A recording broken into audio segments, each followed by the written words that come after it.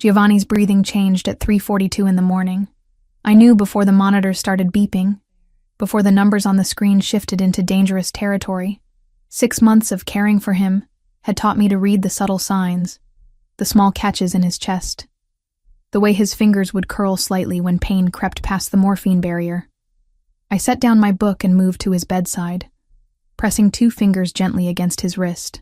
His pulse fluttered beneath my touch, irregular and weakening.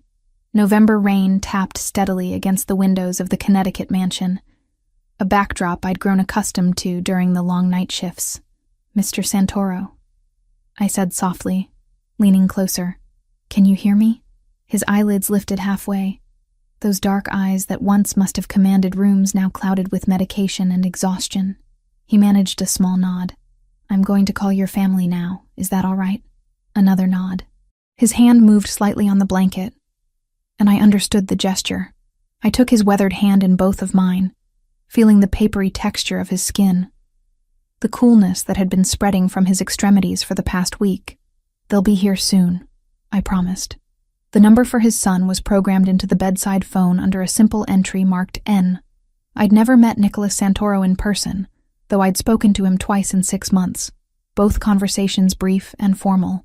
He always asked the same questions: pain levels, medication adjustments, my assessment of his father's remaining time. His voice carried an accent I couldn't quite place, something Mediterranean smoothed by years in America. He answered on the second ring, his voice alert despite the hour. "Yes, Mr. Santoro, this is Olivia Grant. You should come now. Your father's condition has deteriorated significantly in the last hour." Silence stretched for 3 seconds. I heard movement in the background, fabric rustling, a door closing. 20 minutes, he said, and the line went dead. I adjusted Giovanni's pillows, checked his IV flow, and increased the oxygen just slightly. The agency that hired me had been explicit in their instructions: keep him comfortable, maintain his dignity, and never ask questions about the armed men who patrolled the grounds or the visitors who came at odd hours speaking in rapid Italian. The pay was exceptional. 3 times what I'd made at any hospital. Enough to finally start chipping away at the medical debt that had crushed me since my grandmother died. The isolation didn't bother me. I'd grown used to being alone. Giovanni's eyes found mine again. He lifted one finger, beckoning me closer. When I leaned down, he whispered something in Italian, his voice barely audible over the oxygen hiss. I didn't speak Italian fluently, but my grandmother had taught me enough Sicilian dialect to recognize what he was saying. He was thanking me. Not for the medical care, but for treating him like a person instead of a patient, for reading to him in the afternoons, for not flinching when men with shoulder holsters stood outside his door. "You're welcome," I said, squeezing his hand gently. "You made these months easier than you know." Headlights swept across the window at 4:03. I heard car doors slam, multiple sets of footsteps on the gravel drive, then the front door opening 2 floors below. The security guard stationed in the hallway spoke quietly to someone, his deferential tone different from his usual casual demeanor. The footsteps on the stairs were purposeful, controlled. I straightened my scrubs and stepped back from the bed, giving the family space. The door opened. Nicholas Santoro filled the doorway in a way that had nothing to do with his physical size. Though he was tall, easily over 6 feet, he wore a charcoal suit despite the hour, the jacket unbuttoned, his white shirt open at the collar. Dark hair swept back from a face built from strong angles and hard lines. His eyes, the same deep brown as his father's but sharper, clearer, scanned the room in one swift assessment before landing on the figure in the bed. 3 men entered behind him, all wearing dark suits and carrying themselves with the same controlled awareness. One of them I recognized from previous visits. Roberto, the one with graying hair who always nodded politely when our paths crossed. Nicholas moved to his father's side with swift strides. He said something in Italian, low and urgent. Giovanni's eyes opened, focusing on his son with effort. I retreated to the corner near the medical equipment, giving them privacy but staying close in case I was needed. Father and son spoke quietly in their native language, words I couldn't fully understand, but whose emotional weight needed no translation. Roberto positioned himself near the door while the other 2 men remained in the hallway. His gaze flickered to me briefly, a question in his expression, but I kept my attention on Giovanni's vitals. The conversation between Nicholas and his father lasted 4 minutes. Giovanni's responses grew weaker, his breathing more labored. Nicholas gripped his father's hand, and I saw the muscles in his jaw working, the only visible sign of emotion on his otherwise controlled features. At 4:31, Giovanni's oxygen saturation dropped sharply. I moved forward without thinking, checking the monitor, adjusting the flow. Nicholas stepped back, watching me work with an intensity that made my hands want to shake. His lungs are filling with fluid, I explained quietly, meeting Nicholas's stare. I can increase the morphine to keep him comfortable, but beyond that, do it, Nicholas said. His voice was rough, carrying an edge of something I recognized from my years in hospice care. Not quite grief yet, but the anticipation of it, the bracing for impact. I administered the medication, then checked Giovanni's pulse again. Weaker still, the beats spacing further apart. Nicholas returned to his father's side, leaning close, speaking words I couldn't hear.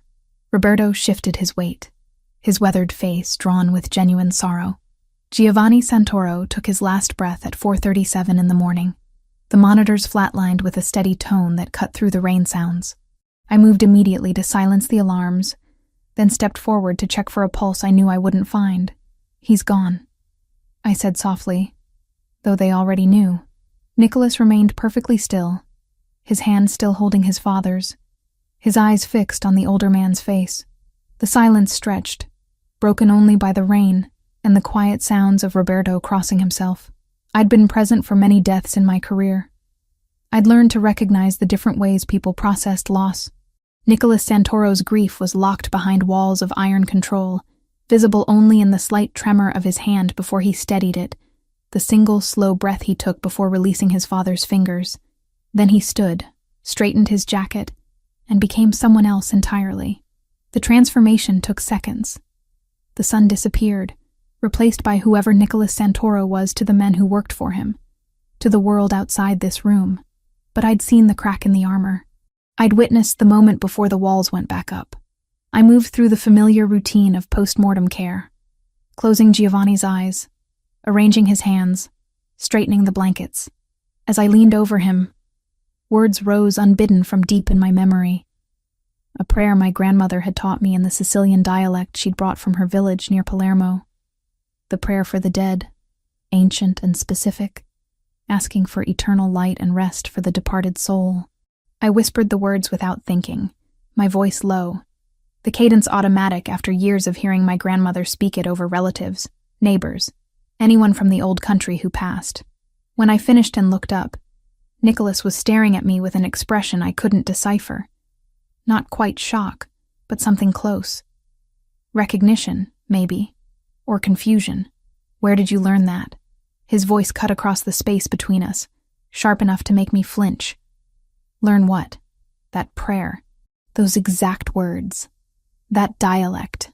I glanced at Roberto, who watched our exchange with quiet interest, then back to Nicholas. My grandmother taught me. She was from Sicily, a small village near Palermo. She raised me after my parents died. Nicholas's eyes narrowed fractionally. He opened his mouth to say something else, but Roberto stepped forward, his tone gentle. "Miss Grant has been here all night. She should rest. I can drive her home, make sure she gets there safely." It was a reasonable offer, a kind gesture from a man who'd always been courteous during his visits. But before I could respond, before I could even process the suggestion, Nicholas spoke. "No." The single word carried absolute finality. "She leaves with me." Roberto's eyebrows lifted slightly, but he said nothing, stepping back immediately. I blinked, exhaustion making it hard to think clearly. "That's not necessary, Mr. Santoro. I can call a car service, or Roberto's offer is—" "You're coming with me," Nicholas interrupted, his tone brooking no argument. He was already moving toward the door, clearly expecting me to follow.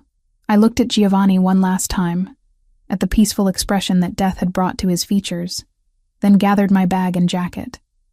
My body ached from hours of standing, from the emotional weight of watching someone I'd grown to care for slip away. I didn't have the energy to argue with a grieving son, especially one who radiated the kind of controlled danger that Nicholas Santoro did. Roberto gave me a small nod as I passed, something almost apologetic in his expression, though I didn't understand why. The house was silent as we descended the stairs, the usual nighttime staff apparently keeping their distance. Outside, the rain had intensified, hammering against the gravel drive. A black SUV idled near the entrance, headlights cutting through the downpour. Nicholas held the rear door open, waiting. I slid into the leather seat, setting my bag at my feet. He closed the door with controlled precision, then rounded the vehicle and slid into the driver's seat himself. The engine purred to life. We pulled away from the mansion, leaving the warmth and light behind, heading into the darkness and rain.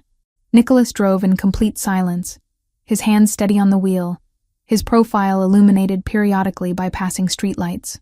I watched the raindrops race down the window, my mind numb, my chest tight with a grief that surprised me with its intensity. Giovanni hadn't been family, had barely been a friend in the professional sense, but he'd been kind. He'd shared stories about his childhood in Italy, had asked about my day, had treated me with a respect I'd rarely experienced in my medical career. A tear slipped down my cheek before I could stop it. I wiped it away quickly, turning my face further toward the window. But not before I caught Nicholas's eyes in the rearview mirror, watching me with that same unsettling intensity he'd shown since I'd spoken that prayer. The highway stretched ahead of us, slick with rain and nearly empty at this hour. I expected Nicholas to head south toward the city, toward my small apartment in Queens where I'd been living for the past year. Instead, he took the exit toward Manhattan, navigating through streets I recognized from occasional visits but had never truly explored. Where are we going? My voice sounded hollow in the quiet car, competing with the rhythm of windshield wipers. Somewhere we can talk.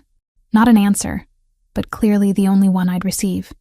I leaned my head against the cool window, watching the city wake up in slow increments.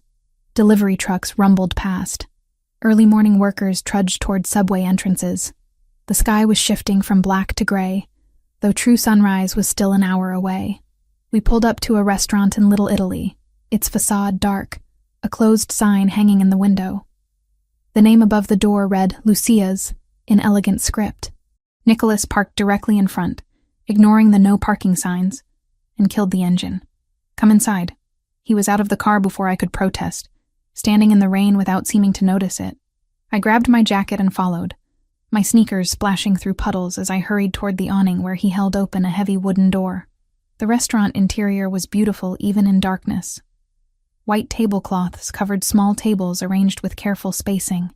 Wine bottles lined shelves along exposed brick walls. The scent of garlic and herbs lingered in the air from the previous night's service. Nicholas flipped a switch, bringing up soft lighting that cast warm shadows across the space. He shrugged out of his suit jacket, draping it over a chair, then rolled up his sleeves with efficient movements. Without a word, he disappeared through a door I assumed led to the kitchen. I stood near the entrance, dripping onto the hardwood floor, unsure what to do. This wasn't a conversation we needed to have. I'd cared for his father. His father had died. My job was finished. We owed each other nothing beyond professional courtesy, but something about the prayer had shaken him. I'd seen it in his face, the shock followed by sharp calculation. Nicholas emerged carrying a small tray. An espresso machine hissed in the background. He set the tray on the nearest table. A basket of bread, a small dish of olive oil mixed with herbs, sliced cheese, 2 cloth napkins. "Sit down," he said, his tone making it clear this wasn't a request. I sat. My exhaustion was too deep to argue with a man who clearly wasn't accustomed to hearing the word no. He returned with 2 small cups of espresso, the rich aroma cutting through my fatigue.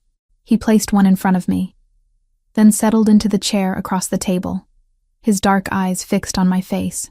"The prayer you spoke over my father. That specific dialect isn't common. Even in Sicily, only certain villages still use those exact phrases." I wrapped my hands around the warm cup, grateful for the heat. My grandmother was very traditional. She came to America when she was 19, but never really left the old country behind. She taught me prayers for everything, For meals, for sleep, for the dead. Where exactly was she from? A village called Corleone. Something flickered across his expression. He picked up his espresso, drained it in one practiced motion, then set the cup down with a soft click. My grandmother was from a village 20 miles from there.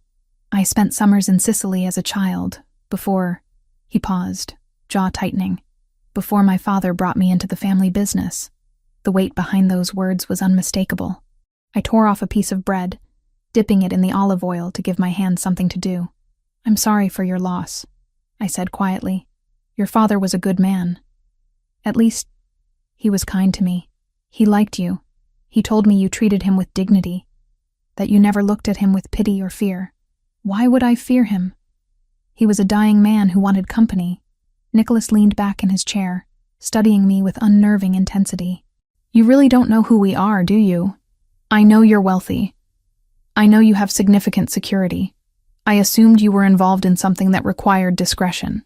That's an exceptionally diplomatic way of saying you suspected we were criminals." My cheeks heated. "It wasn't my business to know. The agency was clear about that when they hired me, and you needed the money badly enough not to ask questions. It wasn't an accusation, just a statement of fact, but it stung regardless." "Yes," I admitted. "I needed the money. My grandmother died 2 years ago. After 3 years of slow decline, I handled mostly alone. The hospital bills from her final months destroyed me financially. I couldn't get regular nursing work because potential employers would see the debt and assume I was unstable. The agency offered 3 times the standard rate, cash advances, and discretion. I took it because I was desperate." Nicholas reached for the bread, tearing off a piece with deliberate slowness. "Your honesty is refreshing.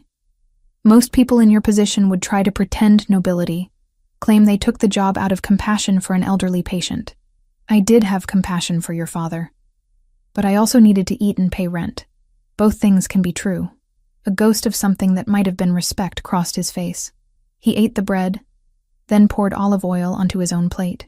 "My father was the head of a large organization," he said, his tone conversational despite the gravity of his words. "An organization involved in activities that exist outside legal boundaries. Import, export, protection, territorial agreements with other groups who operate similarly." My stomach tightened. I set down my bread. "You're telling me he was a criminal, yes. A very successful one for 40 years. And now that role falls to me." The espresso turned bitter in my mouth. "I'd suspected, of course. You don't work in healthcare for years without recognizing certain patterns. The guards, the visitors who spoke in code, the way Giovanni would sometimes make phone calls in Italian that carried unmistakable authority, despite his weakened state. But suspecting and knowing were different things. Why are you telling me this?" Nicholas set down his napkin with precise movements. "Because you can't simply go home and pretend the last 6 months didn't happen. People in my world noticed how close you were to my father, how much time you spent in that house, how he trusted you enough to die in your presence. I was his nurse. Of course I was there. You spoke a prayer in a dialect that connects you to the same region where several powerful families originated.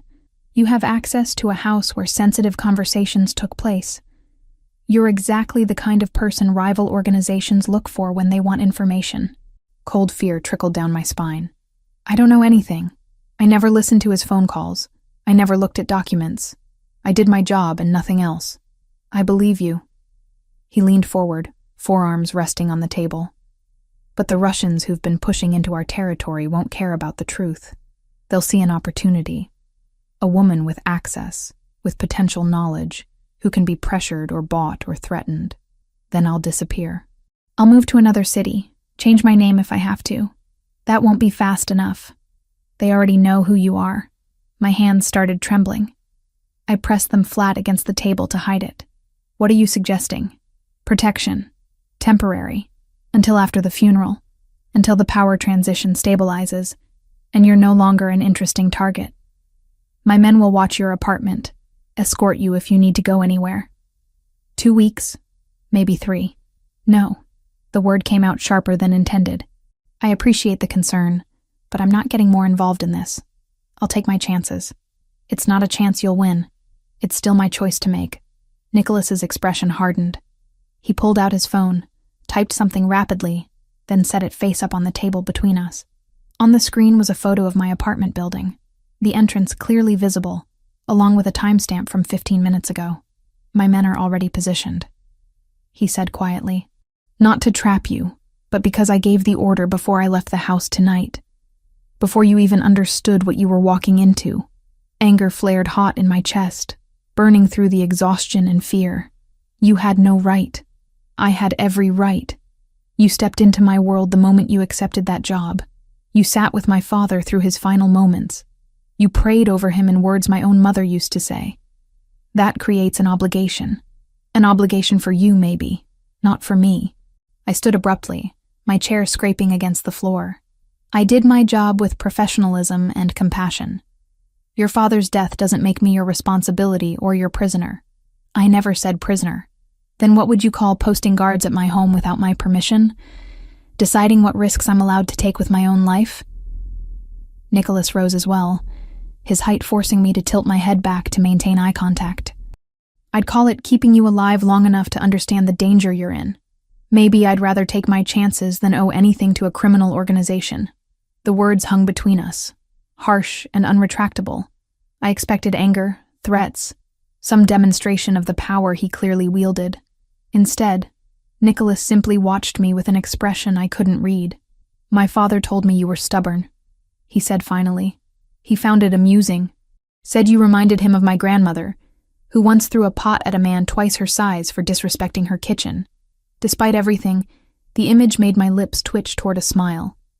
That sounded exactly like something Giovanni would appreciate. Nicholas noticed. His expression softened fractionally.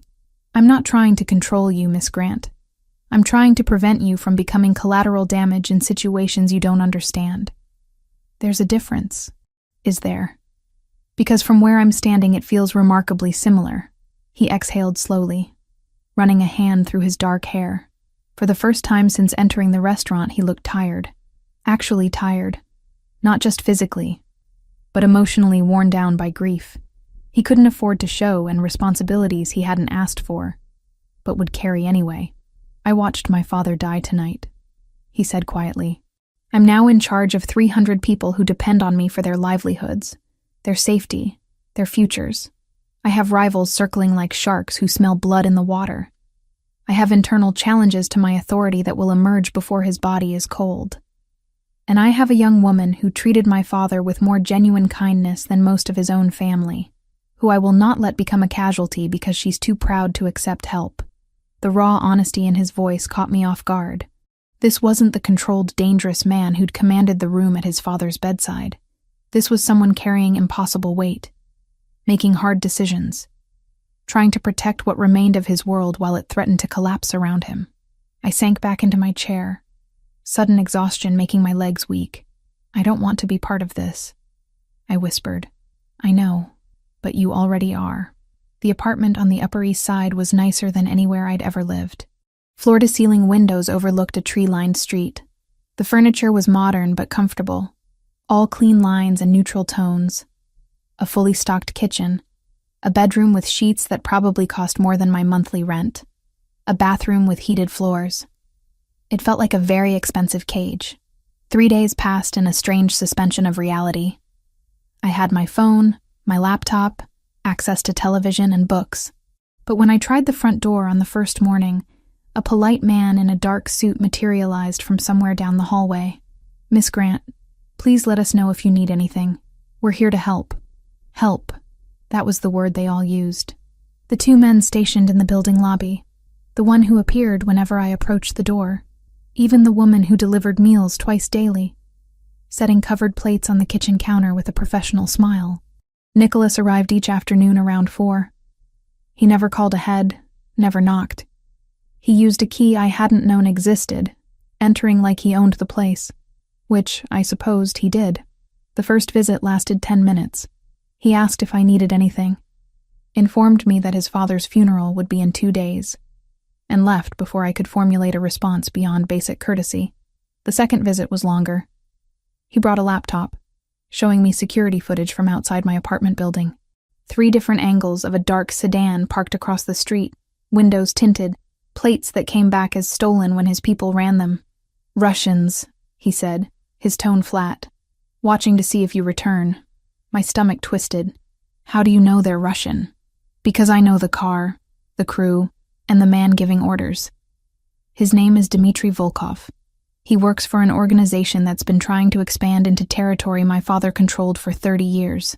I stared at the frozen image on the screen, at the dark car that looked like 1,000 other dark cars in New York. What do they want from me? Information about my father's operations, names of associates, locations of properties, details about financial arrangements. They think you might have overheard things during your time in the house. I didn't. I swear I know. He closed the laptop. But they don't care about the truth. They care about possibilities. The third visit changed something between us. Nicholas arrived later than usual after 7, his tie loosened and shadows under his eyes. He looked like he hadn't slept since his father died, which was probably accurate. "You should eat something," I said, gesturing toward the leftovers from my dinner that I'd barely touched. He glanced at the containers on the counter, then at me, surprise flickering across his features. "You're worried about whether I've eaten? You look exhausted." And grief doesn't excuse skipping meals. Something in his expression softened. He sat down at the kitchen counter, and I heated the food without asking permission, setting a plate in front of him along with silverware and a glass of water. He ate in silence for several minutes before speaking. "My father started grooming me for this life when I was 15, pulled me out of regular school, brought in private tutors who taught business strategy alongside calculus. By 17, I was attending meetings. By 19, I was running operations. I never had a choice about what I'd become." The bitterness in his voice was carefully controlled, but unmistakable.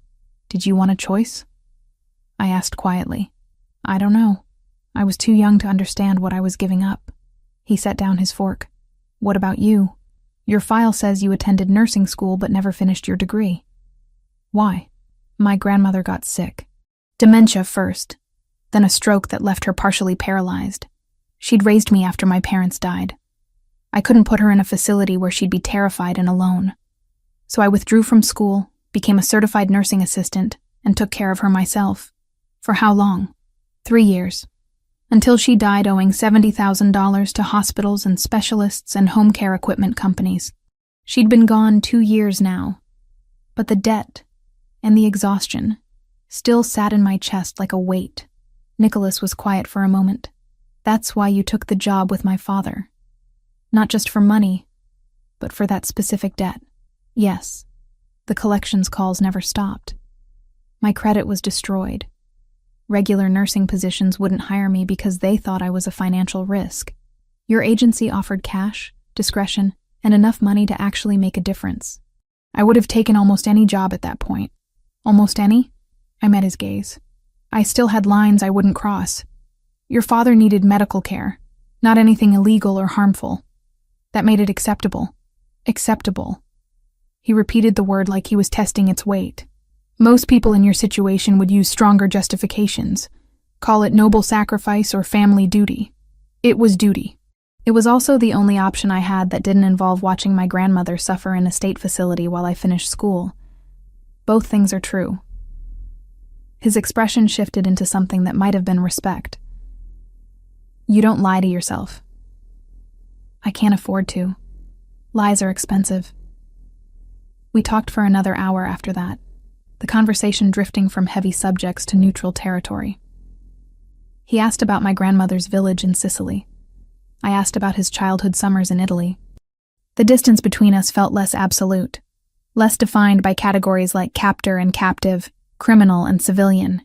When he left that night, he paused at the door. "The funeral is tomorrow at 10. I'd like you to attend." "Why?" "I'm not family. My father would have wanted you there. And politically, your presence sends a message." "What message?" "That our family honors those who serve us with loyalty. That we protect our own." His dark eyes held mine. "Will you come?" I should have said no. Should have drawn a line between professional obligation and personal involvement.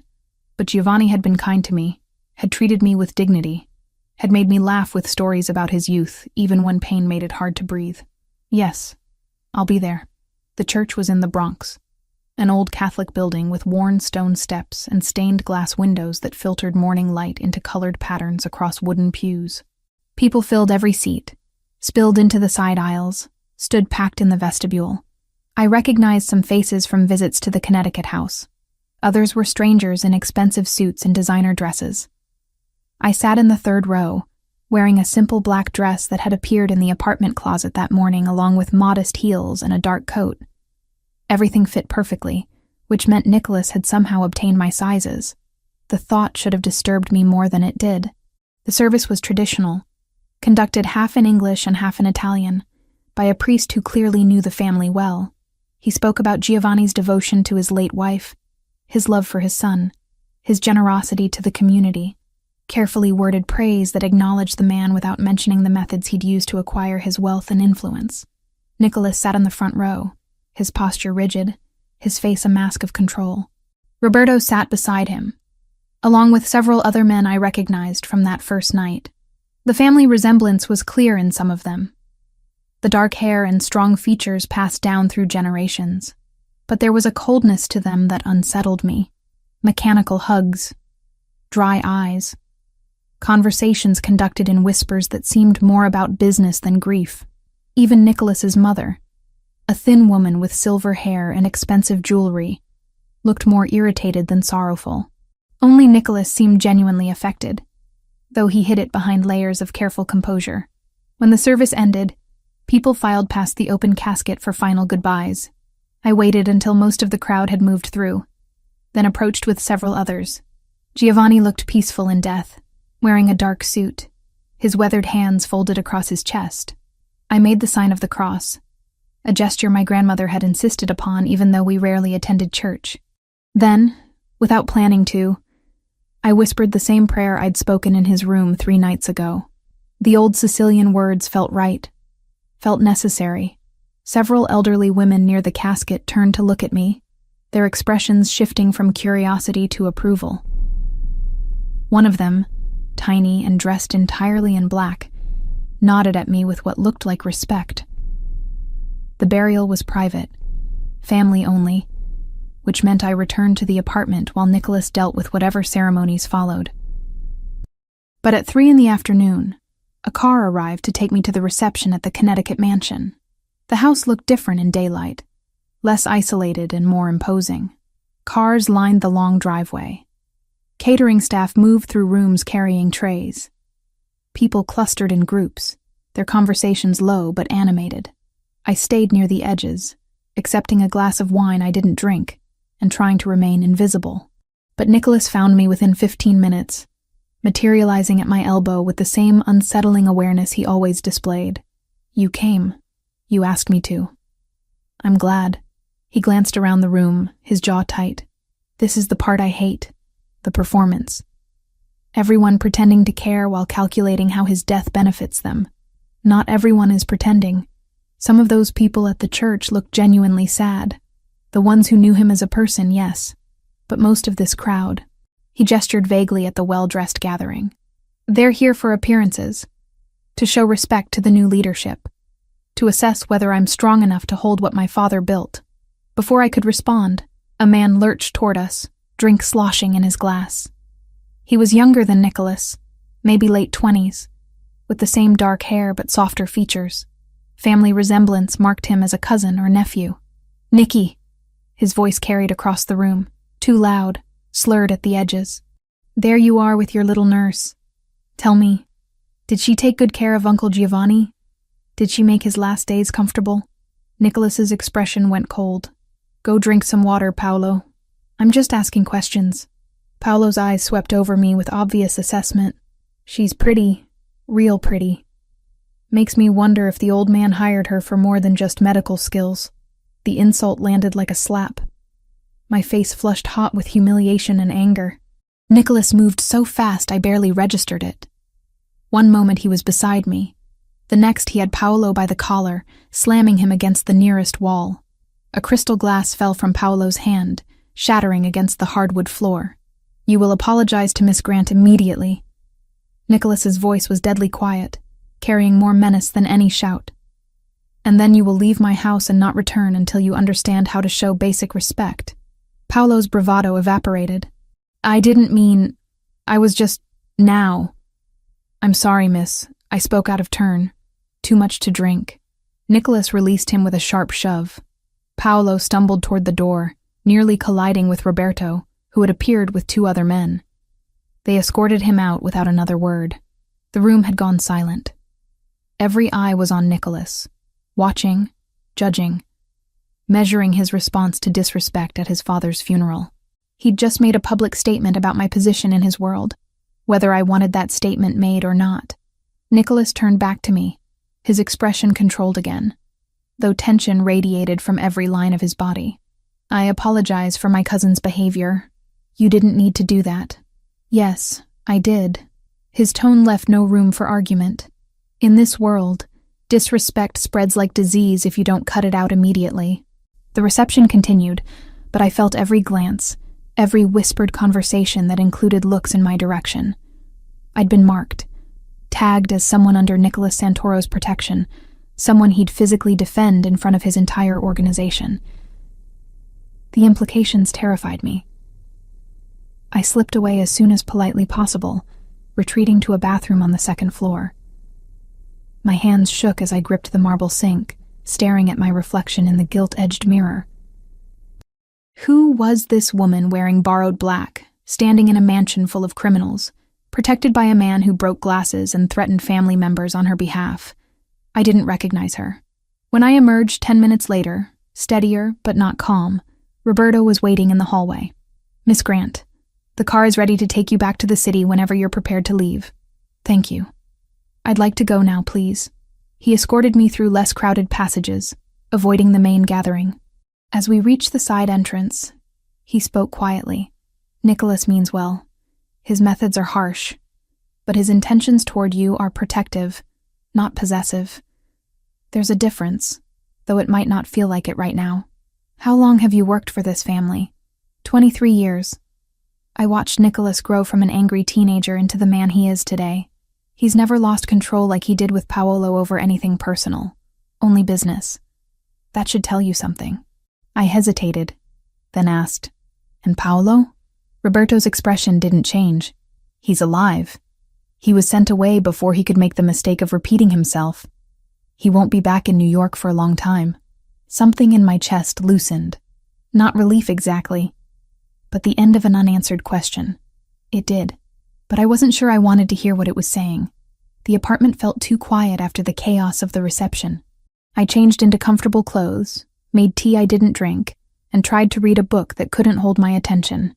At midnight, still restless, I made a decision. I couldn't live like this. Couldn't exist in suspension, waiting for Nicholas to decide when I was safe, when I could return to my life. The Russians might be watching my building, but New York was a big city. I could disappear if I was smart about it.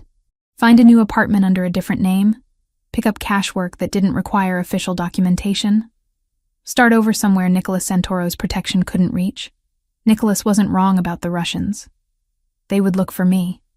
Maybe they already were. But being locked behind armed eyes felt like another kind of death, a slow one, with my name traded for my safety. If danger was coming, I wanted air in my lungs and choices in my hands, even if those choices were messy, even if they were wrong. I packed a small bag with essentials, dressed in dark clothes, and approached the front door at 1 a.m. As expected, the hallway guard was there, sitting in a chair near the elevator. "Miss Grant? Is everything all right? I need some air. Just going to walk around the block. I'll accompany you." "That's not necessary." "It is, actually. Boss's orders." I tried the stairwell instead. Made it down 3 flights before another guard materialized from below, politely but firmly suggesting I return to the apartment. 3rd attempt. I tried to simply walk out the front lobby entrance. 2 men in the street straightened immediately, falling into step behind me. Furious and desperate, I kept walking, heading toward the nearest subway entrance. If I could get underground, lose them in the tunnels and trains, maybe I had a chance. I never made it to the station.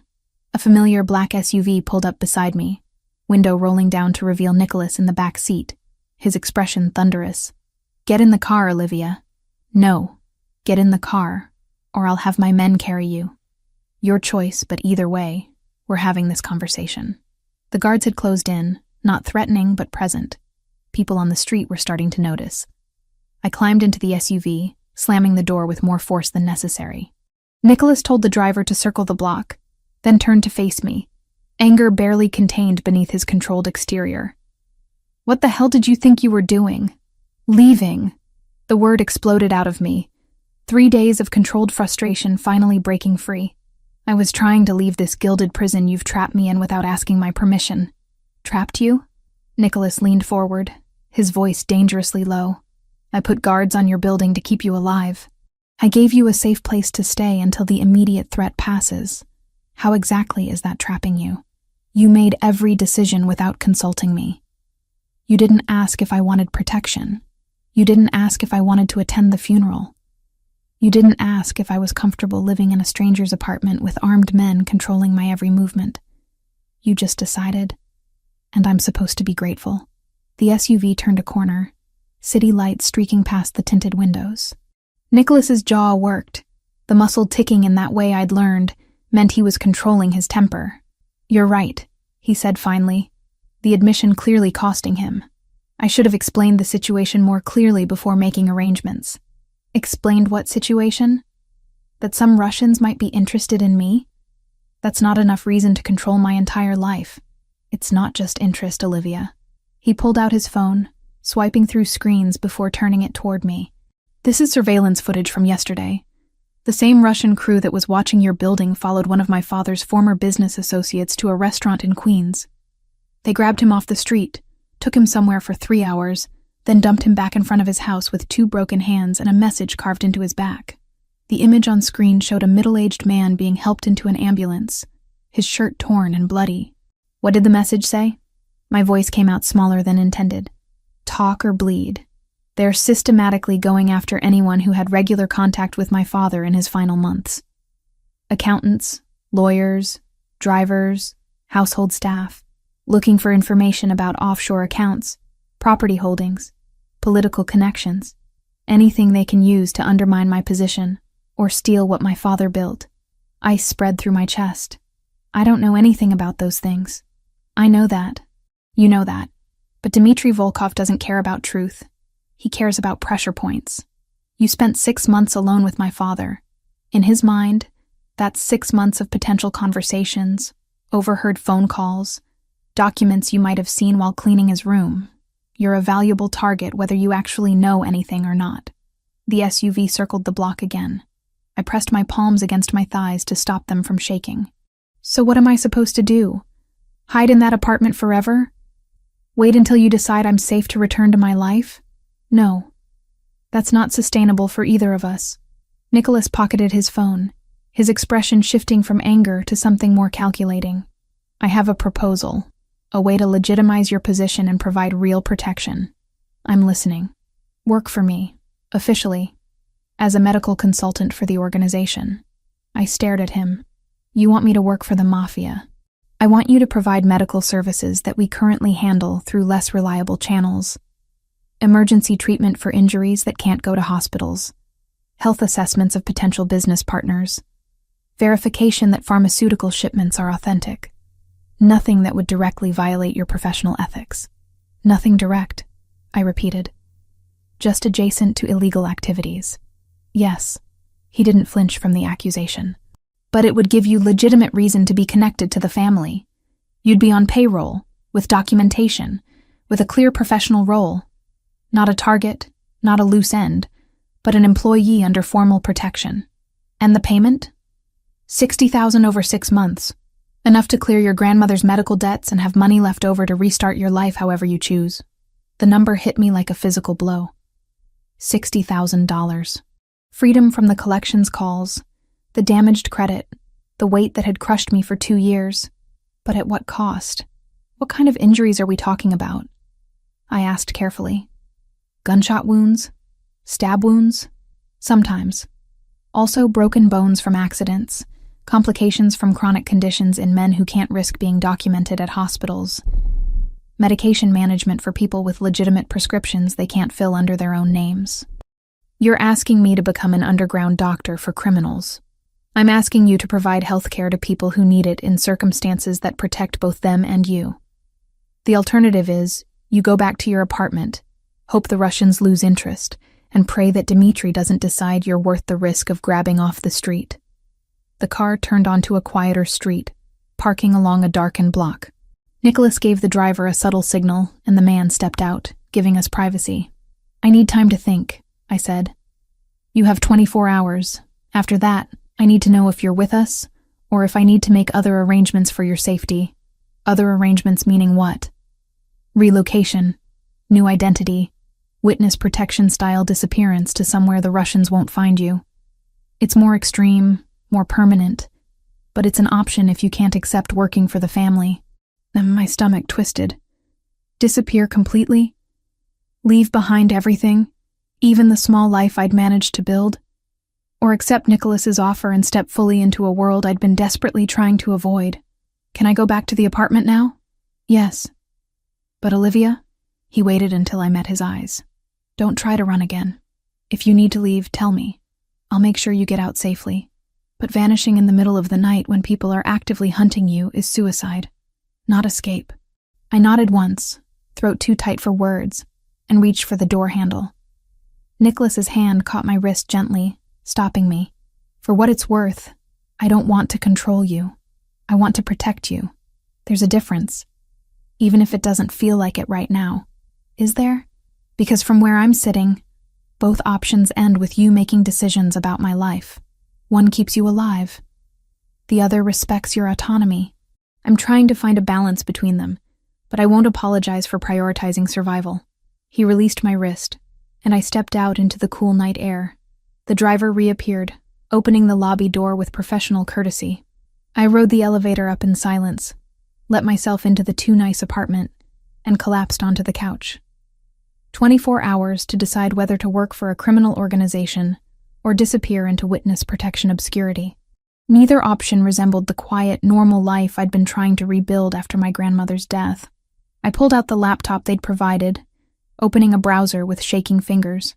If I was going to make this decision, I needed information. Real information. Not just what Nicholas chose to tell me. The search for Giovanni Santoro returned dozens of results. News articles about charitable donations to Catholic schools in the Bronx. Society page mentions of fundraisers he'd attended. An obituary listing his business ventures in vague, respectable terms. But deeper searches revealed other things. A federal investigation from 15 years ago that went nowhere due to lack of evidence. Whispers of connections to shipping companies with questionable practices.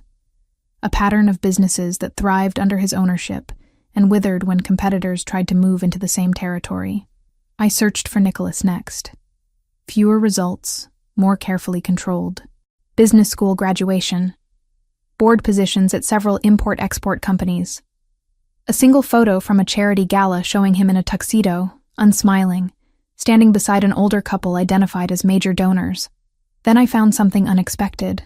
A small article from 3 years ago about a clinic opening in a poor neighborhood in the Bronx. Free healthcare for uninsured residents, funded by an anonymous donor.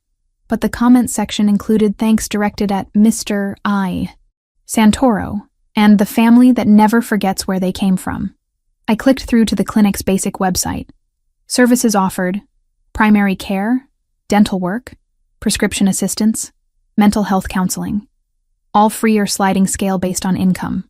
Photos showed a clean, well-equipped facility staffed by actual medical professionals. Another search revealed similar patterns. Scholarship funds for kids from the neighborhood where Giovanni grew up. A community center that offered job training and ESL classes. A fund for widows and families of men who died in workplace accidents. A euphemism that probably covered criminal activities gone wrong. The contradiction confused me. How could the same man who ran illegal operations also fund legitimate help for struggling communities? How could Nicholas, who casually discussed breaking hands and threatening rivals, also maintain his father's charitable work? I spent 3 hours searching, reading, trying to understand the world I was being asked to join. The sun was rising when I finally closed the laptop, no closer to a decision, but at least better informed. At noon, Nicholas arrived unannounced, letting himself in with that key I still hadn't seen. He carried coffee in a bag from a bakery I recognized as expensive. "You look like you haven't slept," he observed, setting everything on the kitchen counter. "I was researching your family. And what did you find?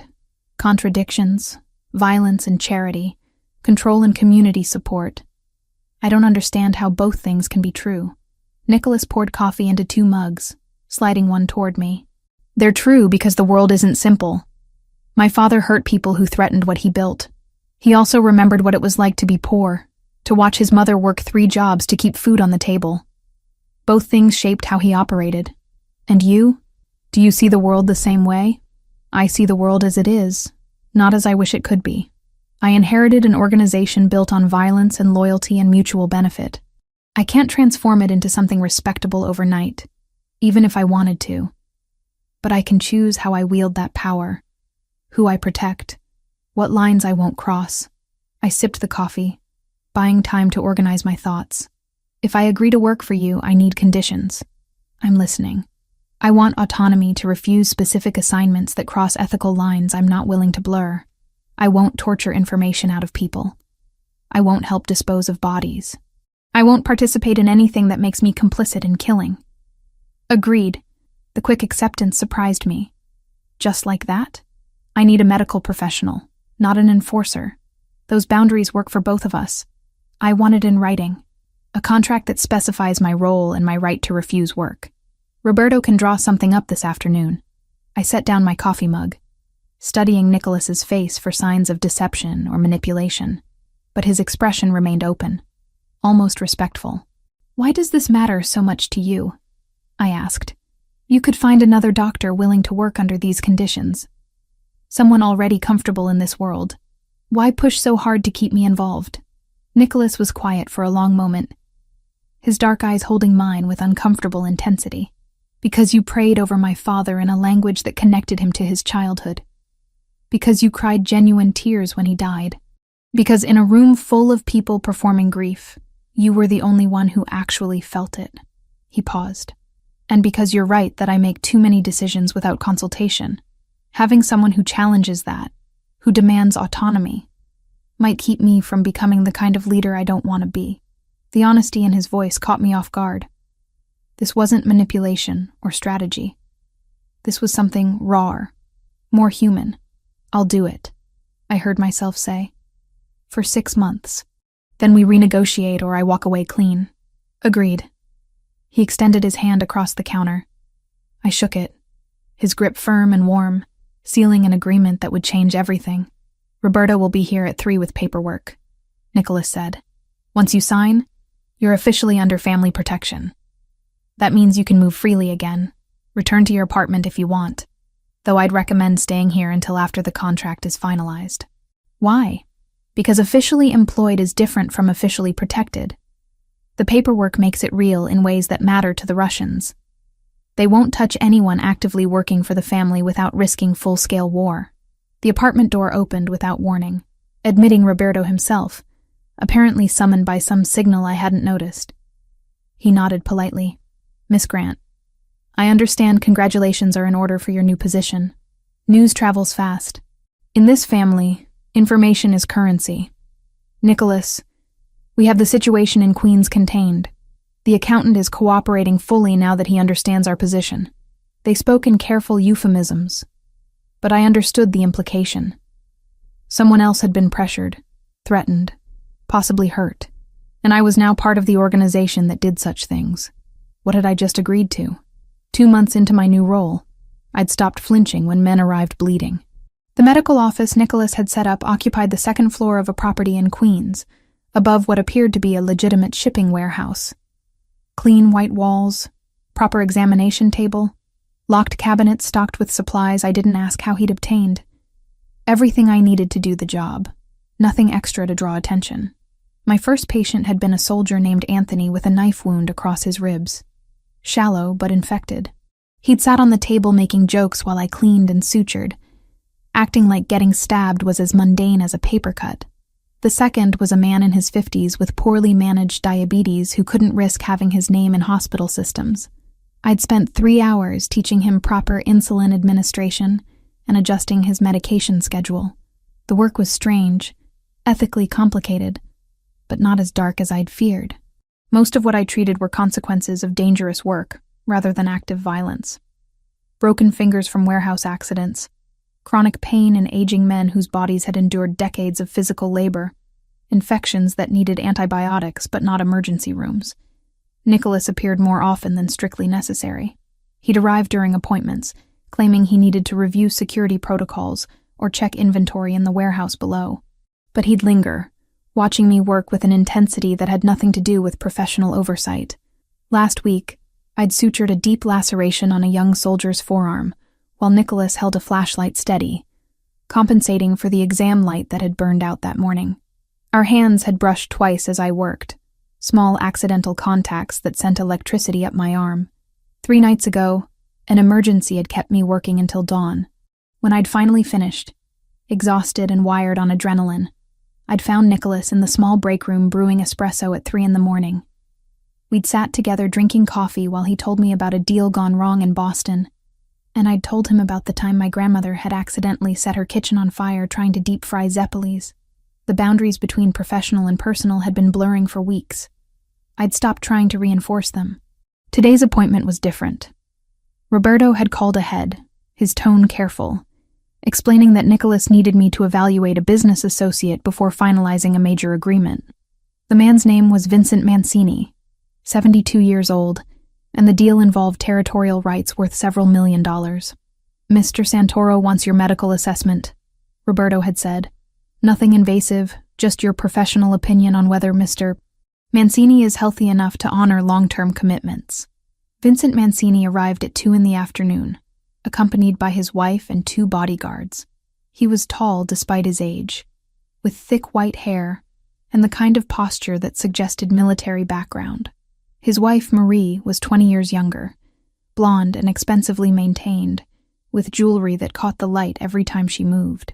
"Miss Grant," Vincent greeted me warmly, shaking my hand with firm pressure. "Nicholas speaks highly of your discretion. I appreciate you making time for this examination." "Of course, Mr. Mancini. If you'll come with me, we can get started." The examination should have been routine.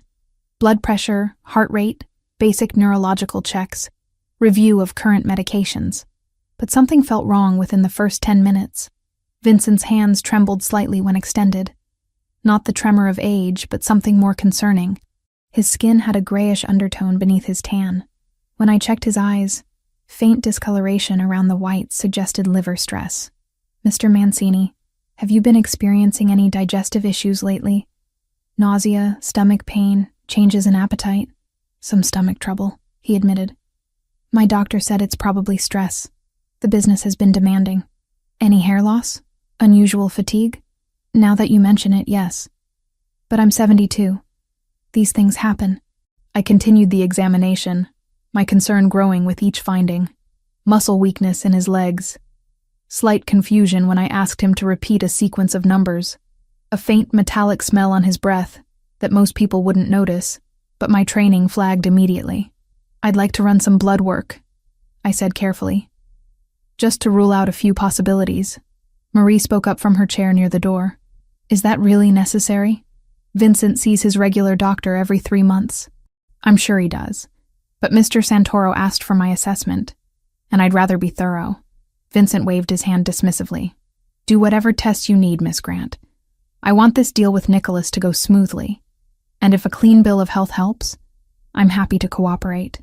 I drew blood, labeling the vials with careful precision, then completed the rest of the examination. When I finished, I found Nicholas waiting in the hallway outside, leaning against the wall with his phone in hand. "Well?"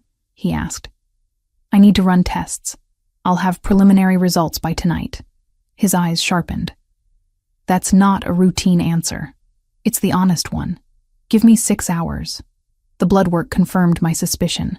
Arsenic levels 3 times above normal range, consistent with chronic low-dose poisoning over several months. The pattern suggested regular exposure, not a single large dose. Someone was slowly killing Vincent Mancini. I sat in my small office staring at the results, my stomach churning. If I told Nicholas, he'd investigate. If the poisoner was discovered, they'd likely disappear in the same way Paolo had after threatening me at the funeral. Permanently. Violently. But if I said nothing, Vincent would die a slow, agonizing death, while everyone blamed natural causes. The ethical choice was clear. The emotional weight of that choice was crushing. At 8 that evening, Nicholas returned. I handed him the printed results without preamble. He's being poisoned. Arsenic. Administered regularly in doses small enough to avoid immediate detection, but large enough to cause progressive organ damage. Another few months at this rate, and he'll die of what appears to be natural causes. Nicholas read the results twice, his expression darkening with each line. You're certain? The blood work doesn't lie. Someone with regular access to his food or drink is poisoning him. Who knows about these results? Just you and me. The lab I used is one of yours. They don't ask questions and don't keep records. He pulled out his phone, typing rapidly. I'm sending Roberto to collect Vincent's medications, vitamins, anything he takes regularly. We'll test everything. Nicholas. I waited until he looked at me. What happens to whoever's doing this when you find them? They stop being a problem. That's not an answer. His jaw tightened. They attempted to murder a man under my protection during negotiations that affect my family's interests. What do you think happens? I'd known the answer before asking, but hearing the confirmation still made my chest feel hollow. I need you to understand something, I said quietly. I told you this because Vincent doesn't deserve to die from poison, but I didn't tell you so you could add another body to whatever count you're keeping. I told you so you could save his life. I intend to. He pocketed his phone. But consequences for attempted murder are non-negotiable. 4 days later, Roberto informed me that the source had been identified. Marie Mancini had been adding small amounts of arsenic to her husband's morning coffee for 6 months, hoping to inherit his substantial estate and business interests before he could finalize the deal with Nicholas. What happened to her? I asked, though part of me didn't want to know. She's no longer a concern, Roberto said diplomatically. Vincent Mancini recovered quickly once the poisoning stopped. Nicholas moved forward with the territorial agreement, and Vincent apparently never learned how close he'd come to death or who'd been responsible. He thanked Nicholas profusely for recommending such a thorough medical evaluation, crediting it with catching his mysterious illness early. 2 weeks after that, I was reviewing supply orders in my office when my phone rang. The hospital billing department, calling about my grandmother's outstanding account. Miss Grant, I'm calling to confirm that your balance has been paid in full. We wanted to make sure our records are correct before closing the account. My hand tightened on the phone. Paid in full? There must be a mistake. I've been making monthly payments, but the balance was still over $40,000. Our records show a payment of $42,316 was received 6 days ago. The account is now at zero balance and marked as closed. I ended the call, staring at my phone like it might offer explanations. $42,000. The exact amount I'd owed, down to the last dollar. Nicholas had paid my debt.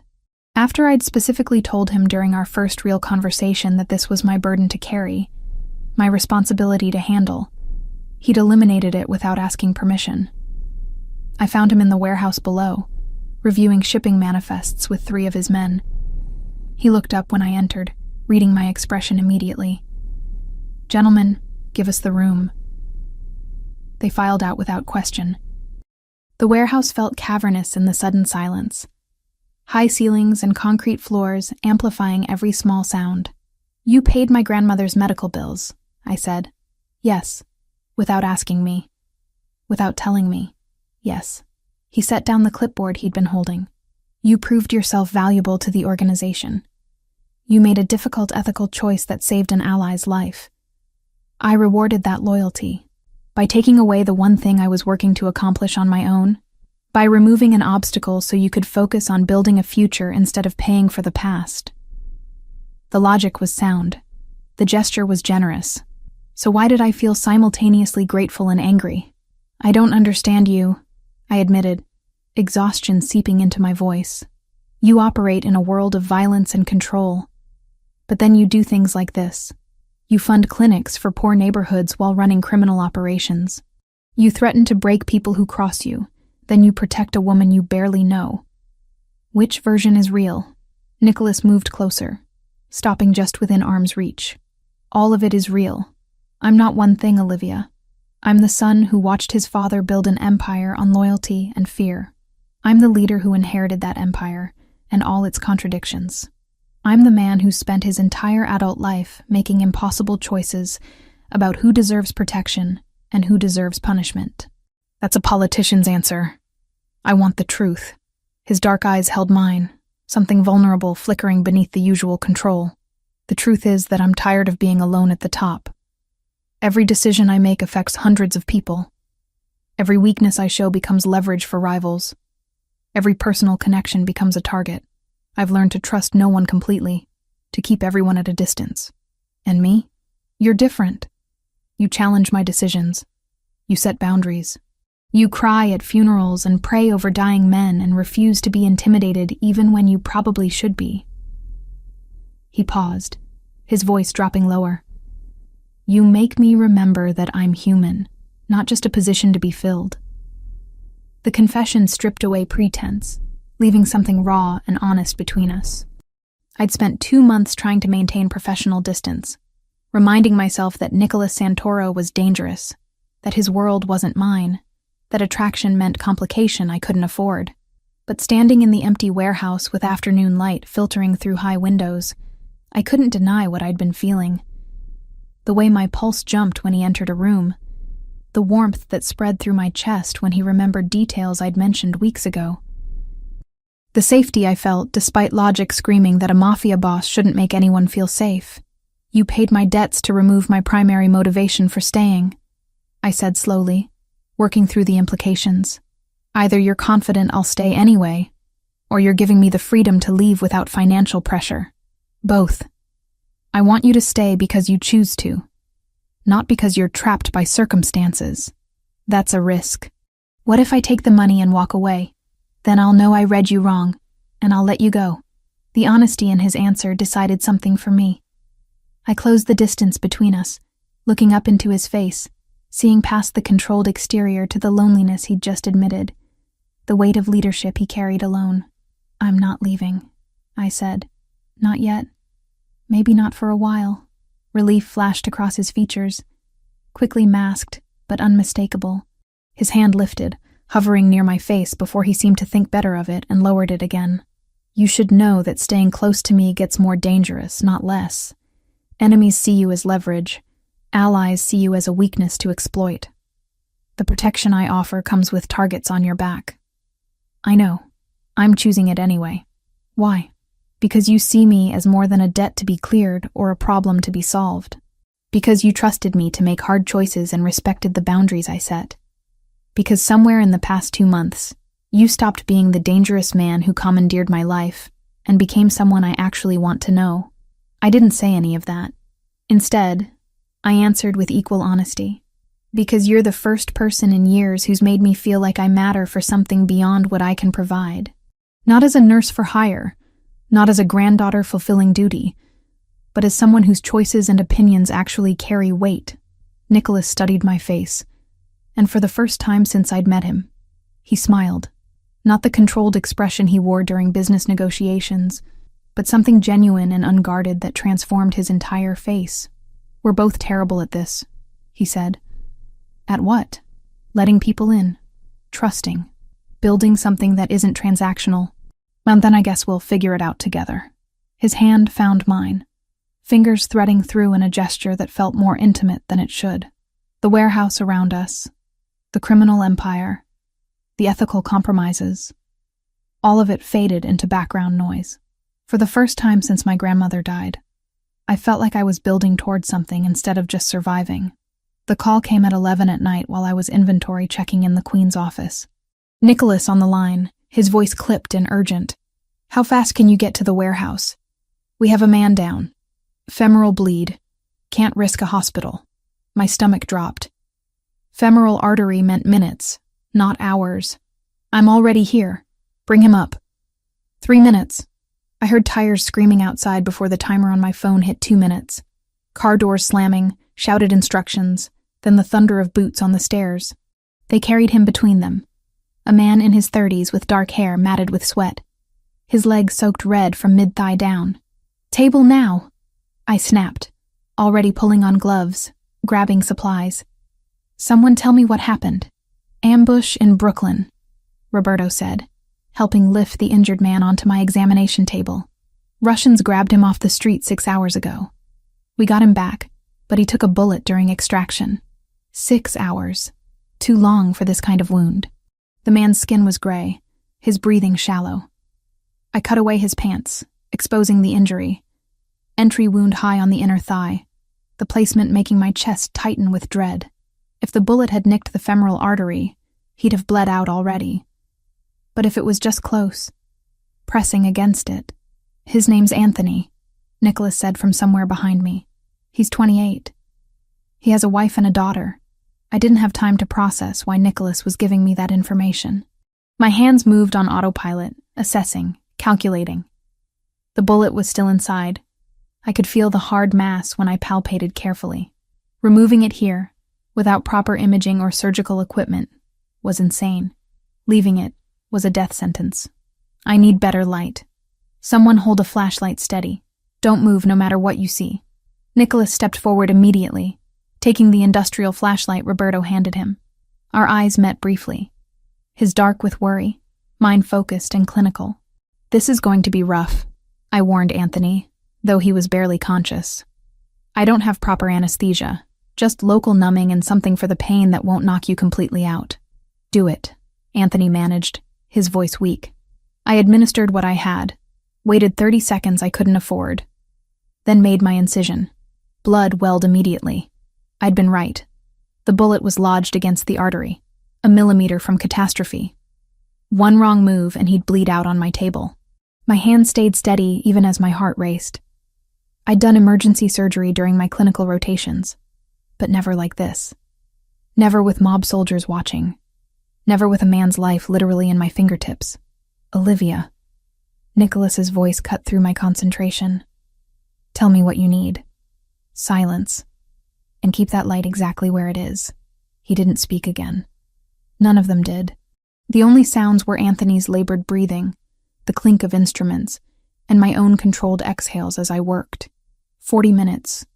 That's how long it took to extract the bullet, repair the damaged tissue, and close the wound with sutures that would hold until proper surgical follow-up. When I finally stepped back, my scrubs were soaked with blood, and my hands were trembling with delayed adrenaline. Anthony's color was better. His breathing had evened out. He'd survive. "Get him somewhere he can rest," I instructed. "He needs IV antibiotics every 6 hours, which means he stays where I can monitor him. No moving him for at least 3 days. We'll set up a room in the warehouse," Roberto said, already pulling out his phone.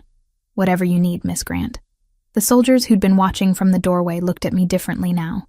Not as the boss's medical consultant or his potential romantic interest, but as someone who'd just saved their friend's life under impossible conditions. Respect, earned through competence rather than proximity to power. Nicholas waited until everyone had cleared out, until it was just us in the surgical aftermath, before speaking. That was extraordinary. That was desperate improvisation. I peeled off my gloves, my hands finally starting to shake now that the crisis had passed. "He should be in a real hospital with real surgeons. But he's not.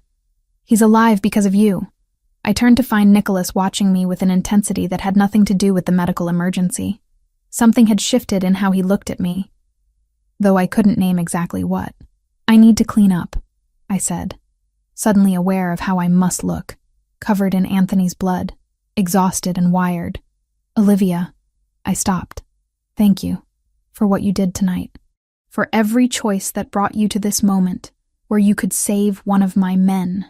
The gratitude in his voice was raw, unguarded. I nodded, not trusting myself to speak, and headed for the small bathroom to wash away the evidence of how deeply I'd embedded myself in this world. 3 days later, the photograph arrived. Roberto brought it to me while I was checking Anthony's wound, which was healing remarkably well. Just a manila envelope with my name written in block letters, left at the warehouse entrance sometime during the night.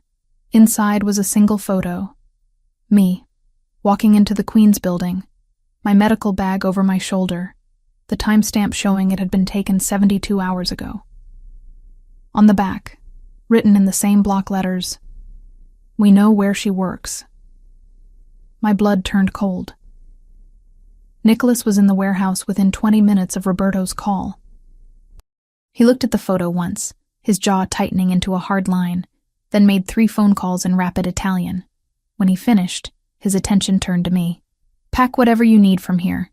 You're not coming back to this location." "Where am I going?" "Connecticut. The mansion where my father lived. It's defensible in ways this place isn't." Fear crawled up my spine, but I pushed it down. How did they find this office? They've been watching us for weeks, mapping our operations. We knew they had some surveillance, but not this close. His voice carried controlled fury. "This is Dimitri's way of sending a message. He can reach you whenever he wants. But he hasn't. He just sent a photo. This time. Next time might be a bullet or a kidnapping. I'm not waiting to find out which." For once, I didn't argue. The photograph made the danger real in a way that verbal threats hadn't. Someone had been close enough to take my picture. Close enough to hurt me. And I hadn't even known they were there. The Connecticut mansion felt different when I returned. Not the elegant house where I'd cared for Giovanni, but a fortress. New security measures were everywhere. Cameras covering every approach. Guards stationed in rotating shifts. Reinforced doors. Panic buttons installed in every room.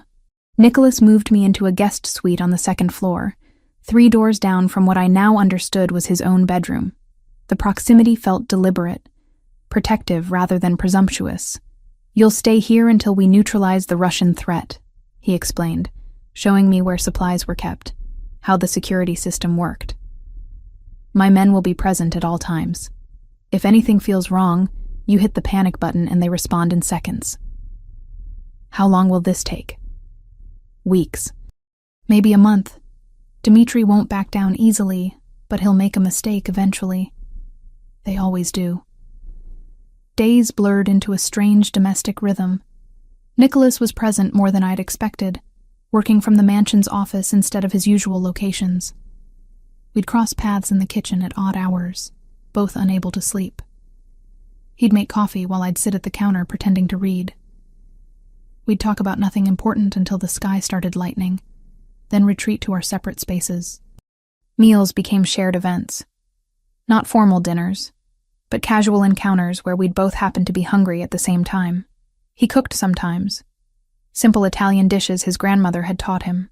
I'd watch him move around the kitchen with surprising competence, and he'd watch me watching him, both of us aware of the tension building between us, but neither quite ready to address it. 2 weeks into the arrangement, Nicholas came back from a meeting with blood on his collar and a shallow cut along his jawline. Nothing serious, just the kind of scrape that happened in his world. But seeing it made my stomach clench. "Let me clean that," I said, before thinking better of it. He followed me to my room where I kept a proper medical kit. I had him sit on the edge of the bed while I gathered supplies, hyper-aware of the intimacy of having him in my personal space, of standing between his knees as I dabbed antiseptic on the cut.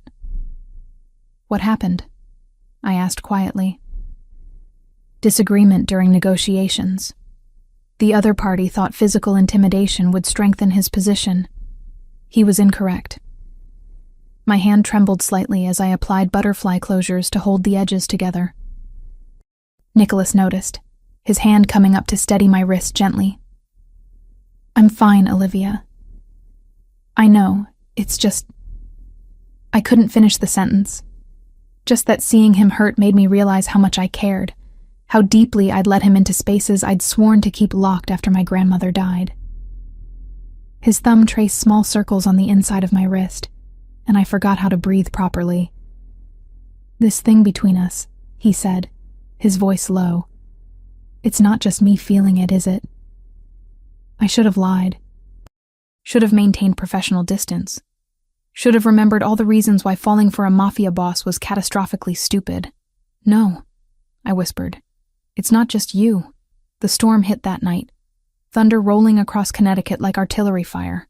Power flickered twice before dying completely, plunging the mansion into darkness.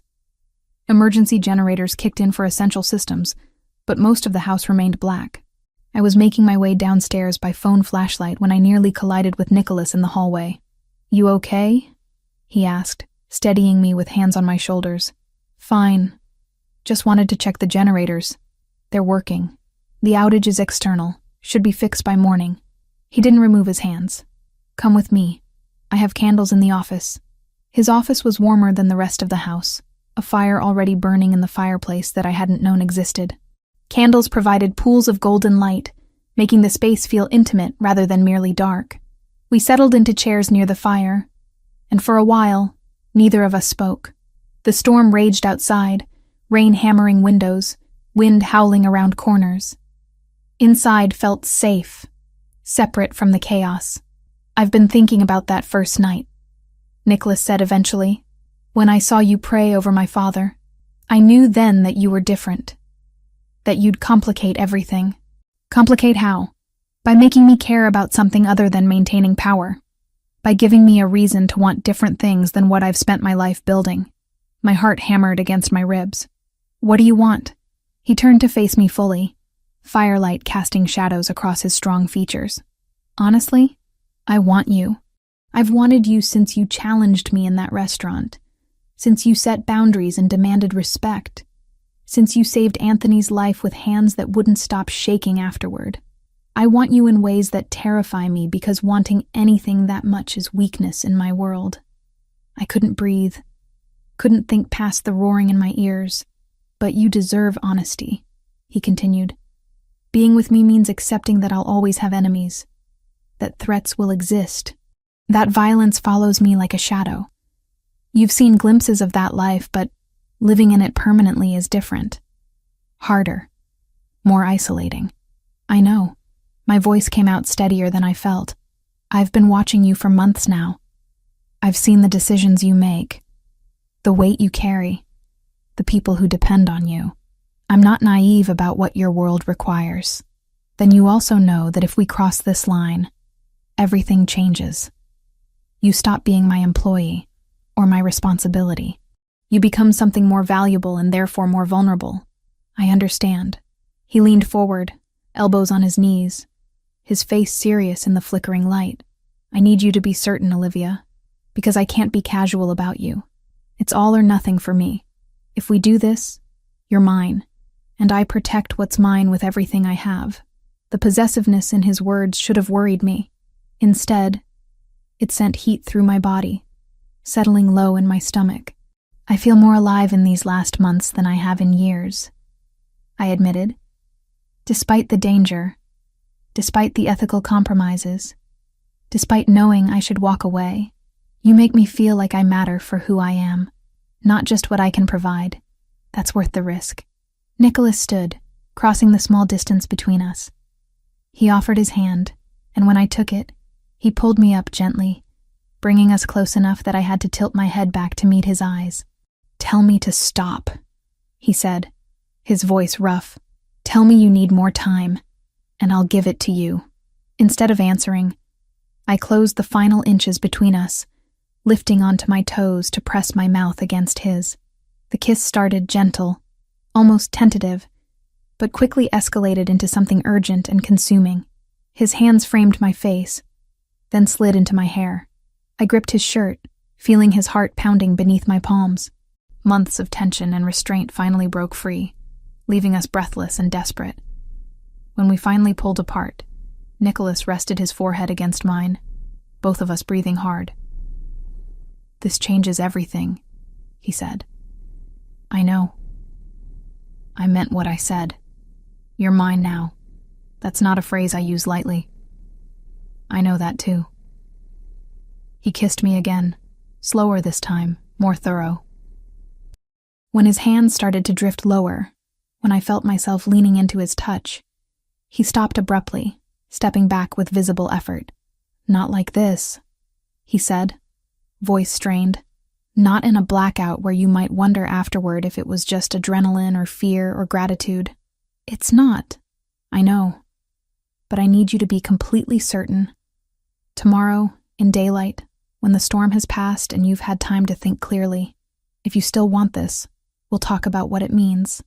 The restraint in his voice, the care behind his words, made my chest ache. He was giving me an out, making sure this was real choice rather than passionate impulse. Okay, I agreed. Tomorrow. He walked me back to my room, his hand never leaving the small of my back. At my door, he kissed me one more time, soft and lingering, then forced himself to step away. Sleep well, Olivia. You too. I watched him disappear down the dark hallway before closing my door and leaning against it, my heart still racing, my lips still tingling from his kiss. Tomorrow would bring complications and conversations we couldn't avoid. But tonight, in the darkness with storms still raging outside, I let myself feel hope for the first time in years. Hope that maybe, despite everything, I'd found something worth fighting for. The call came from Roberto at 6 a.m, his voice tense in a way I'd never heard before. Russians hit one of Giovanni's clinics in the Lower East Side. They have 12 hostages, 3 staff members, and 9 patients. They're demanding Nicholas show up personally to negotiate. I was already pulling on clothes, my mind racing. That's a trap, obviously. But they're threatening to start executing hostages in 2 hours if he doesn't comply. What clinic? I asked, my stomach twisting. Roberto gave me the address. My breath caught. I knew that neighborhood intimately. Years ago, when I'd still lived in Boston but visited New York regularly, I'd done volunteer shifts at hospitals in that exact area. I'd walked those streets, knew the layout, understood the community. I'm coming to the house, I said. I have an idea. Nicholas was in his office when I arrived, surrounded by maps and security feeds, his expression carved from stone. The man I'd kissed last night, who'd been vulnerable and honest, had disappeared behind the armor of leadership. Olivia, this isn't— Listen to me first, I interrupted. They want you because you're the target. They're not expecting a woman, especially not a medical professional claiming humanitarian concern for the hostages. His eyes sharpened. What are you suggesting? Let me go in as a negotiator. I'm a nurse worried about injured people. It's believable, non-threatening. I can assess the situation from inside, create an opening for your team. Absolutely not.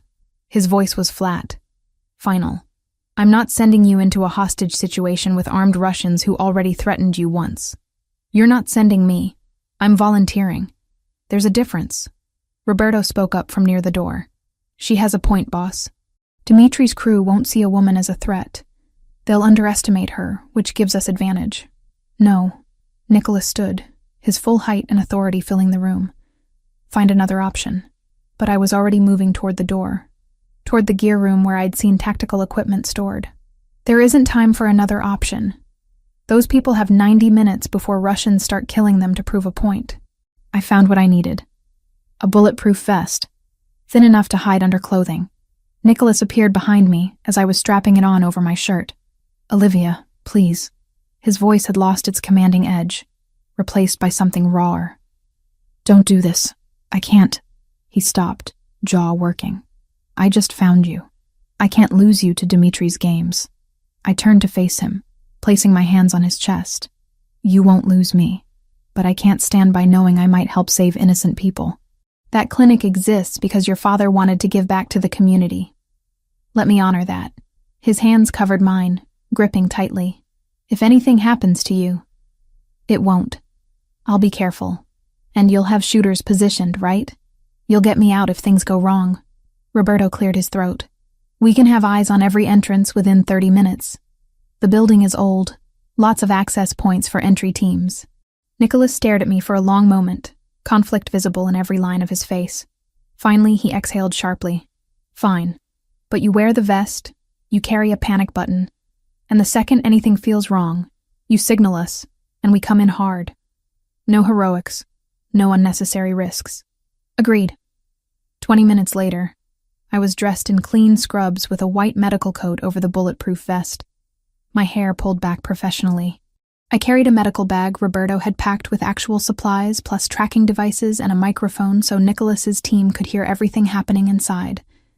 The drive to the Lower East Side took 40 minutes through morning traffic. I spent it controlling my breathing, reviewing what I knew about negotiating with desperate people, praying I wasn't about to get everyone killed through arrogance. Nicholas rode in the vehicle behind mine, close enough to respond instantly, but far enough not to be spotted by Russian lookouts. His voice came through the small earpiece hidden beneath my hair. We're positioning teams now.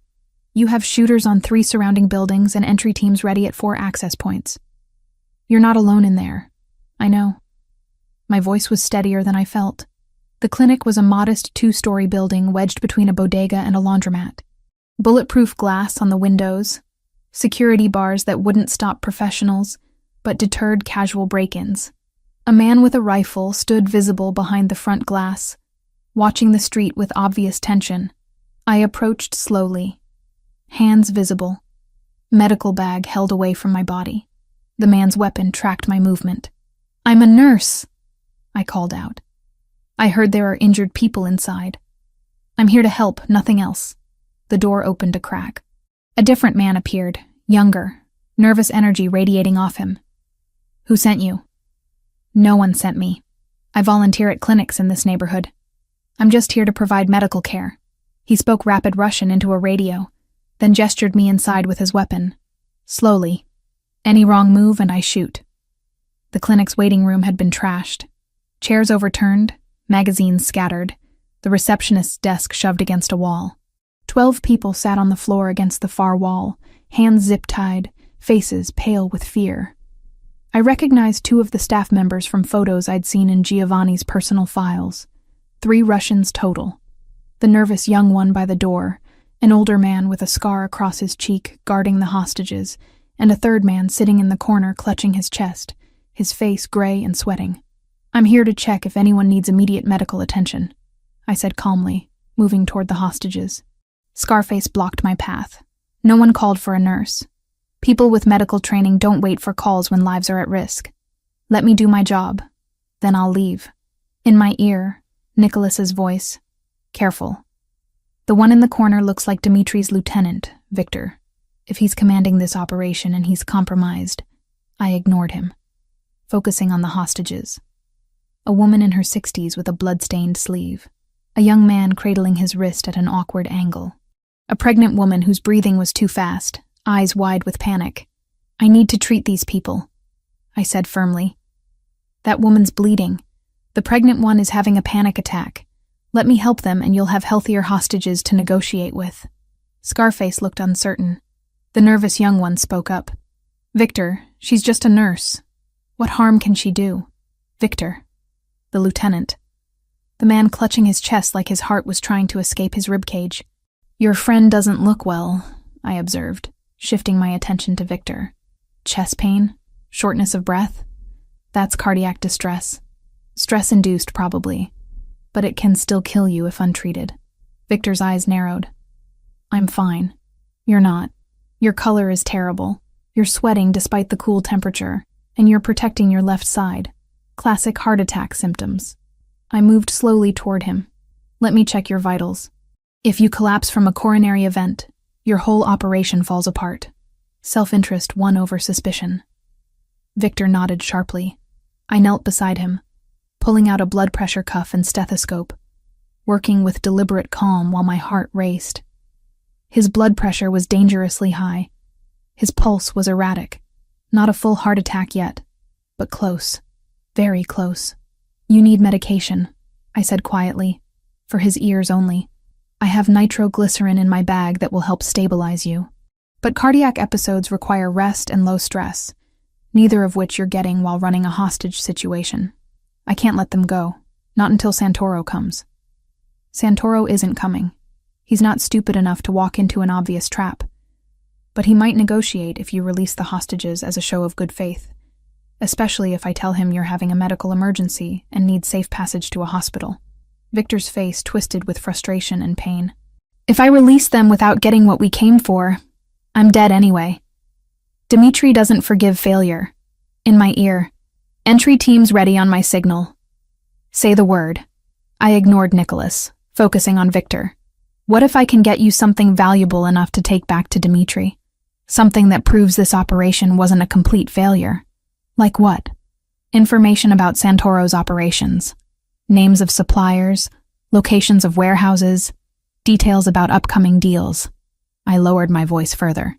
"I work for him. I have access to things you'd never get through interrogation." It was a complete bluff. I knew almost nothing about Nicholas's business operations beyond what I'd observed directly. But Victor didn't know that.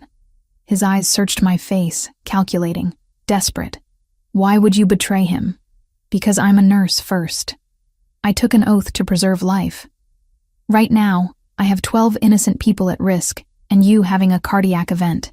If giving you some minor intelligence gets everyone out safely, that's the choice I make. Victor's breathing was getting worse. His hand trembled as he clutched his chest. The hostages go free. You stay. You give me the information. Deal. But you take the nitro first.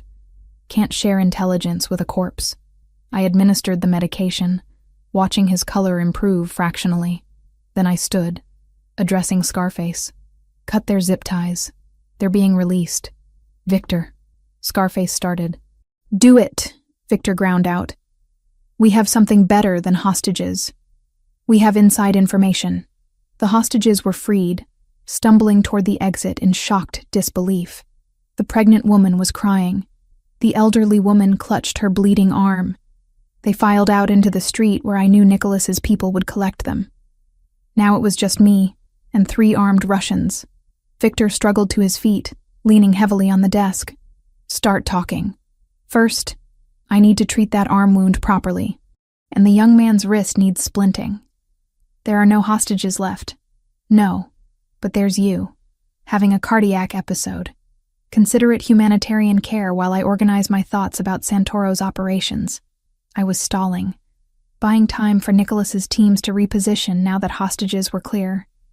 In my ear, Roberto's voice. 30 seconds. I moved toward my medical bag slowly, making sure Victor could see everything I was doing. My hand reached for bandages. Then everything happened simultaneously. Windows shattered as flashbang grenades came through. The door burst inward. The nervous young Russian raised his weapon, and I dropped flat, covering my head. Gunfire erupted, deafening in the enclosed space. Then silence. Strong hands pulled me up. Nicholas, in tactical gear, his face a mask of controlled fury and relief. Are you hurt? I'm fine. Victor needs a hospital. Real cardiac distress. Roberto and his team had the 3 Russians in custody, disarmed and restrained. The scarred one was wounded, the young one unconscious from the flashbang. Victor was barely conscious, clutching his chest. Get EMTs for all of them, Nicholas ordered. 2 of Nicholas's medics moved in immediately, one to the older woman's bleeding arm, one to the pregnant woman, guiding her breathing until the panic eased. Only then did the tension in my shoulders release a fraction. And somebody get Olivia out of here before press arrives. The aftermath took days to fully unfold. Victor survived his heart attack, but faced federal charges along with his crew. More importantly, the raid broke Dmitri's operational leadership. His lieutenant captured, his hostage play foiled, his reputation damaged by a nurse outmaneuvering him. Other Russian factions saw weakness and moved against him. Within 2 weeks, Dmitry Volkov was dead, killed by rivals from his own organization. His territory was divided among various groups through negotiations Nicholas helped facilitate. The immediate threat to both the Santoro family and to me personally was neutralized. Nicholas announced changes at a family meeting I wasn't present for, but heard about from Roberto. Less reliance on violence as a first response. More investment in legitimate business ventures. Expansion of the charitable work Giovanni had started, now with Nicholas's name attached publicly. You influenced that, Roberto told me over coffee at the Connecticut mansion. He's been different since you came into his life. More willing to consider paths that don't involve breaking people. I didn't ask him to change. No. But you made him want to. That's more powerful. I'd taken over managing the clinic in the Lower East Side once it was repaired and reopened. Not as secret mob charity, but as a public venture with the Santoro name on it. We hired proper staff, expanded services, partnered with legitimate medical organizations. I split my time between that and the discreet medical practice for family members who still needed treatment outside official channels. It was a compromise between the world I'd trained for and the world I'd chosen.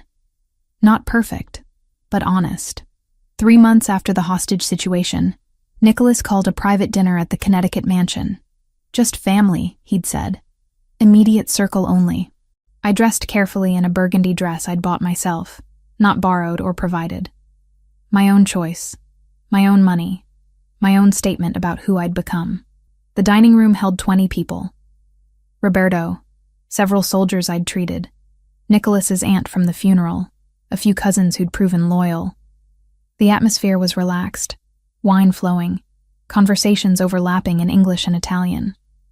Nicholas stood when I entered, moving to pull out the chair beside his at the head of the table, a position of significance that everyone noticed. "Thank you all for coming," Nicholas said once we were all seated. "My father built this family on loyalty and mutual protection. He believed in taking care of our own. Olivia Grant embodies those values. She's proven herself through service, through courage, through commitment to the people in this organization." He turned to face me, his dark eyes warm. "She's also proven herself to me personally, which is why I'm making this announcement officially, so there's no confusion about her position. Olivia is under my protection. But more than that, she's chosen to stand beside me. And I've chosen her." The table erupted in applause and raised glasses.